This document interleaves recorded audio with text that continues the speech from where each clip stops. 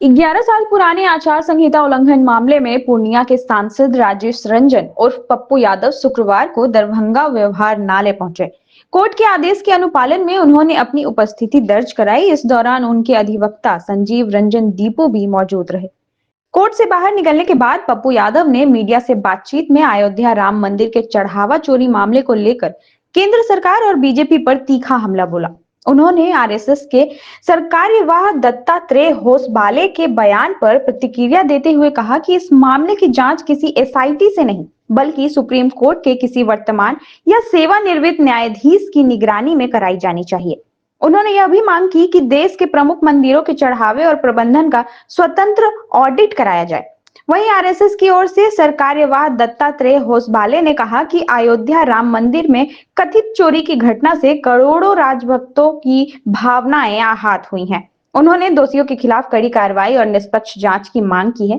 साथ ही कहा कि राम जन्मभूमि मंदिर करोड़ों श्रद्धालुओं की आस्था और वर्षों के संघर्ष का प्रतीक है, इसलिए इस मामले में सच्चाई सामने आनी चाहिए। आरएसएस से यह पूछना चाह रहे हैं, चोरी भी आप ही किए और जांच भी आप ही करेंगे।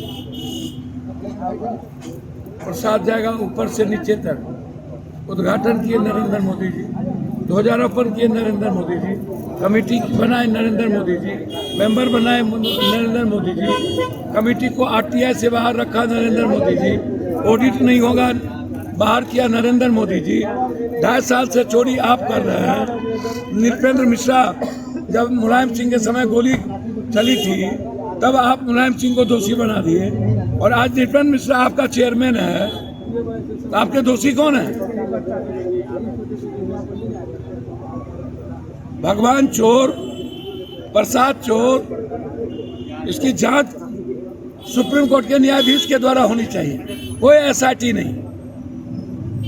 सारी चोरी, पूरे देश के मंदिरों की चोरी, आप पूरा ऑडिट हो जाए। आरटीआई से क्यों निकाला गया और 2.5 साल से कहां थे?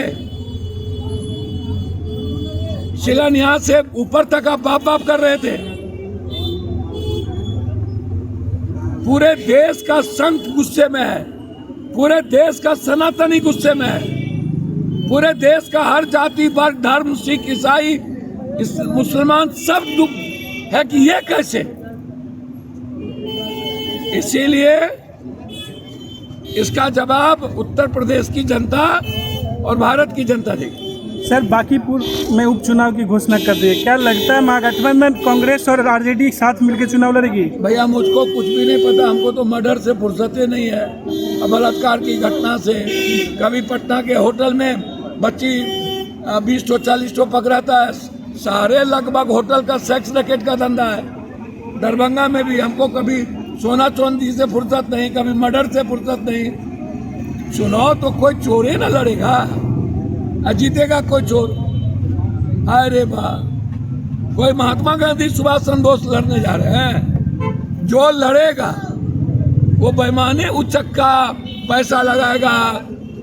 सत्ता के बदौलत कोई चुनाव जीतना चाहेगा, कोई पैसा लगा के चुनाव जीतना चाहेगा। तो कोई सुभाष चंद्र बोस चुनाव लड़ने जा रहा है, भगत सिंह? क्या बात करते हैं, जनता का लुटेरा लोग, जो घर से नहीं निकलता है, जो कभी जनता की बात नहीं करता है, जो नीड्स की बात नहीं करेगा, बच्चों की बात नहीं करेगा, जो इनकाउंटर की बात नहीं करेगा, ऐसे लोग चुनाव लड़ेंगे। इसलिए सब कोई मुद्दा है। चौथी थाना कांड संख्या 124-15 में आचार संहिता के उल्लंघन में सर को फिजिकली प्रेजेंट का न्यायालय में आदेश था, उसी से संबंधित सर को न्यायालय में फिजिकली प्रेजेंट किया गया है। केस आर्गुमेंट पे चल रही है।